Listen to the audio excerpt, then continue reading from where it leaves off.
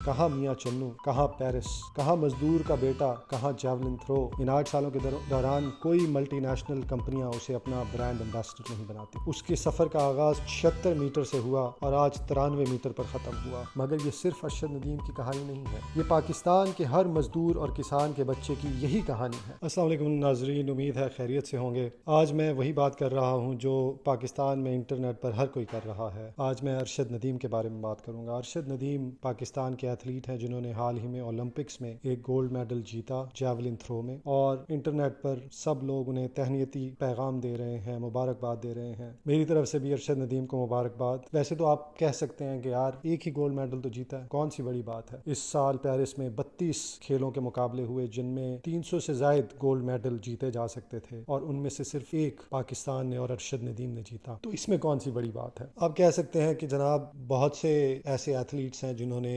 20 gold medal جیتے ہوئے ہیں۔ امریکی تیراک مائیکل فیلپس نے 23 گولڈ میڈل جیتے۔ اسی طرح یوسین بولٹ جو جمیکا کے بہت ہی تیز رفتار ایتھلیٹ ہیں، انہوں نے بھی اپنے کیریئر میں 8 گولڈ میڈل جیتے۔ تو 8 کہاں، 23 کہاں اور 1 کہاں۔ مگر جب آپ ارشد ندیم کی کہانی پہ غور کرتے ہیں، ان کی زندگی پہ غور کرتے ہیں، جب آپ اس بات کو بروئے خاطر لاتے ہیں کہ ارشد ندیم کا تعلق پاکستان سے ہے، تو پھر اس ایک گولڈ میڈل کا وزن ان 23 گولڈ میڈل کے وزن کے برابر ہو جاتا ہے۔ آپ اس کو یوں دیکھیں، کل 300 گولڈ میڈل جیتے جا سکتے تھے، پاکستان نے صرف ایک جیتا، اور وہ ارشد ندیم نے پاکستان کو جیت کر دکھایا۔ یہی نہیں، 1948 سے لے کر اب تک کل 20 اولمپک مقابلے ہو چکے ہیں، اس میں 4500 گولڈ میڈل جیتے جا سکتے تھے پچھلے 80 سالوں میں، ان میں سے صرف ایک پاکستان نے جیتا اور وہ ارشد ندیم نے جیتا۔ ہاں، ہاکی میں ہم نے 3 گولڈ میڈل ضرور جیتے ہیں، مگر آج تک پاکستان کی تاریخ میں ایک شخص نے بھی انڈیویجول گولڈ میڈل نہیں جیتا۔ 80 سالہ تاریخ میں 24 کروڑ عوام کے اس ملک میں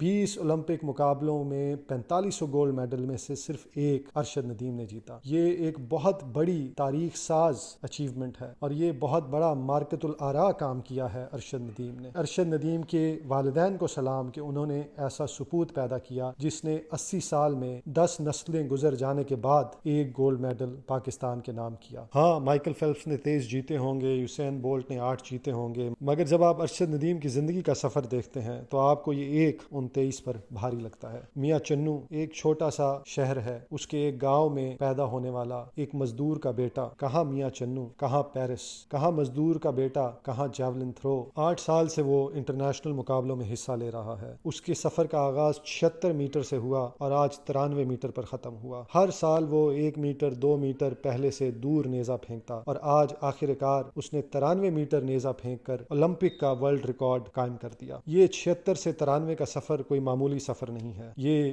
آپ خود سوچیں کہ اس سفر کو طے کرنے کے لیے اسے کون سی کٹھن اور دشوار گزار راستوں سے گزرنا پڑا ہوگا، اسے کن کانٹوں کے بچھے ہوئے راستوں پر سے گزرنا پڑا ہوگا۔ ان 8 سالوں کے دوران اسے حکومت سے کوئی پذیرائی نہیں ملتی۔ ان 8 سالوں کے دوران کوئی ملٹی نیشنل کمپنیاں اسے اپنا برانڈ امبیسڈر نہیں بناتی، جبکہ 3rd کلاس کرکٹر بھی پاکستان میں کمپنیوں کے برانڈ امبیسڈر بن جاتے ہیں۔ ان 8 سالوں میں اولمپک فیڈریشن کے جو بڑے بڑے جرنیل صدر گزرے ہیں، وہ بھی اسے گھاس نہیں ڈالتا، وہ در بدر بھٹکتا ہے۔ ظاہر ہے اس کو ٹریننگ کے لیے، اس کو اکوپمنٹ کے لیے، اس کو اپنے کھانے پینے کے لیے، ایکسرسائز کے لیے، اپنے سفر کے لیے کتنے پیسے درکار ہوں گے، مگر اس کے پاس کوئی پھوٹی کوڑی نہیں ہے، اس کی جیب خالی ہے۔ وہ اس دوران صرف اپنے کھیل کو بہتر نہیں کرتا، بلکہ وہ اپنا مینیجر بھی خود ہے، اپنا کوچ بھی خود ہے، اپنا PR ایجنٹ بھی خود ہے، وہ خود ہی اپنے پیسے اکٹھے کرتا ہے، خود ہی سفر کا انتظام کرتا ہے، خود ہی جیولن خریدنے کے لیے پیسے اکٹھا کرتا ہے، خود ہی وہ در بدر بھٹکتا ہے، لوگوں سے ملتا ہے، منت سماجت کرتا ہے۔ وہ کبھی ایک بیوروکریٹ کا دروازہ کھٹکھٹاتا ہے، مدد کی اپیل کرتا ہے، کبھی کسی سیاستدان کے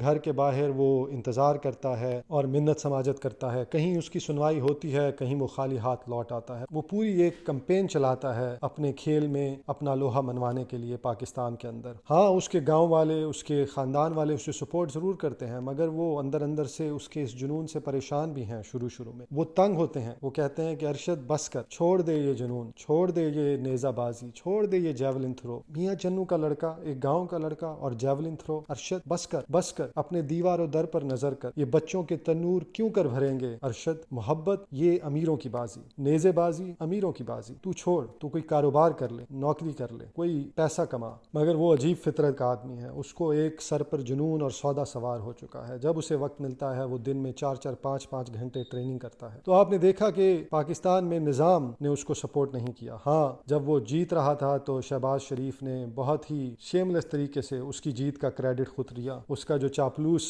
ایم این اے تھا مشہود رانا, وہ اس کو بڑھ بڑھ کر مبارکبادی دے رہا تھا, جیسے نیزہ ارشد ندیم نے نہیں بلکہ شہباز شریف نے پھینکا ہے. ارشد ندیم نے نیزہ پھینکا ہے اور وہ جا کر دلوں میں لگا ہے ان بیوروکریٹوں کے, ان جرنیلوں کے, ان سیاستدانوں کے جنہوں نے کبھی اسے زندگی میں سپورٹ نہیں کیا. نہ صرف یہ کہ یہ سسٹم اسے سپورٹ نہیں کرتا, یہ سسٹم اس کی کفالت نہیں کرتا, یہ اسے ٹریننگ نہیں دیتا, یہ آگے بڑھ کر اس کا ہاتھ نہیں پکڑتا, بلکہ یہ سسٹم اس کے راستے میں روڑے اٹکاتا ہے, یہ اس کے لیے مشکلات پیدا کرتا ہے, یہ سسٹم اس کا مذاق اڑاتا ہے. کہاں میاں چنو, کہاں پیرس, کہاں ایک مزدور کا بیٹا, کہاں جیولن. نہ نہ نہ نہ نہ, اندھے کو اندھیرے میں بہت دور کی سوجھی, مگر ارشد ندیم کو سوجھی, اس کو بہت دور کی سوجھی, اس کو 93 میٹر دور کی سوجھی. اس کا مقابلہ اس سارے نظام سے تھا جس نے بچپن سے اب تک اس کو دبانے کی کوشش کی, اس کو اپنے انگوٹھے کے نیچے رکھنے کی کوشش کی, اس کا دل مارنے کی کوشش کی. وہ اس نظام سے لڑ لڑ کر میاں چنو سے پیرس پہنچا ہے. آخر کار اتنی محنت کے بعد, اتنی کوشش کے بعد, 8 سال سسٹم کے خلاف جنگ لڑنے کے بعد جب وہ پیرس اولمپکس میں پہنچتا ہے تو اس کا مقابلہ نیرج چوپڑا سے تو تھا ہی نہیں. وہ اس نظام سے لڑ کر اتنا مضبوط ہو چکا ہے کہ جب وہ پیرس اولمپکس میں پہنچتا ہے تو گولڈ میڈل, اولمپک کا ورلڈ ریکارڈ صرف اس کی ایک تھرو کی مار ہوتا ہے. ناظرین, آپ سوچ رہے ہوں گے کہ یہ ارشد ندیم کی کہانی ہے, یہ صرف ارشد ندیم کی کہانی ہے, مگر یہ صرف ارشد ندیم کی کہانی نہیں ہے, یہ میاں چنو کے ہر غریب مزدور اور کسان کے بچے کی کہانی ہے. یہ پاکستان کے ہر مزدور اور کسان کے بچے کی یہی کہانی ہے. اسے آگے بڑھنے کے لیے پورے سسٹم کے خلاف جنگ کرنی پڑتی ہے. پورا سسٹم اس طرح ڈیزائن کیا گیا, بنایا اس لیے گیا ہے, پورا سسٹم اس بات پر یکجا ہے اور آمادہ ہے کہ میاں چنو کے بچے کو آگے نہیں بڑھنے دینا. میاں چنو کے بچے کو تعلیم کے مواقع نہیں ملیں گے, کھیلنے کے مواقع نہیں ملیں گے. میاں چنو میں پیدا ہونے والا میاں چنو میں ہی مزدوری کرے, ڈرائیوری کرے, کنڈکٹری کرے, مل میں ملازم ہو, کسی زمیندار کا, چودھری کا منشی بن جائے, قرضے میں ڈوبے,